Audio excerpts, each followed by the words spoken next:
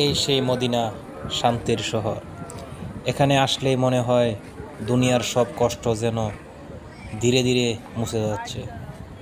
এটাই সেই পবিত্র ভূমি যেখানে প্রিয় নবী হযরত মুহাম্মদ সাল্লাল্লাহু আলাইহি ওয়াসাল্লাম বসবাস করেছেন, যেখানে তার ভালোবাসা, দয়া আর শিক্ষা আজও মানুষের হৃদয়ে বেঁচে আছে।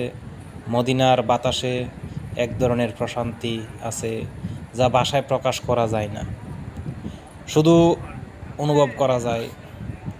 প্রতিটি রাস্তা, প্রতিটি কোণা যেন ইতিহাসের সাক্ষী, আর ইতিহাস আমাদের ঈমানকে আরও শক্ত করে।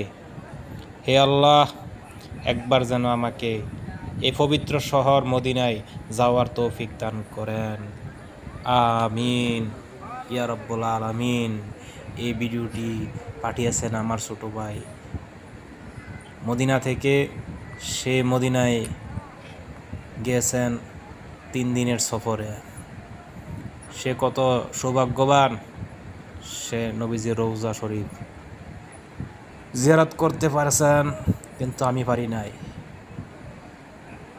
আমার দর্শকরা, আপনারা আমার জন্য দোয়া করবেন, আমিও যেন আমার ছোট ভাইয়ের সাথে ওইখানে লাব্বাইক ইয়া রাসূলুল্লাহ বলতে পারি।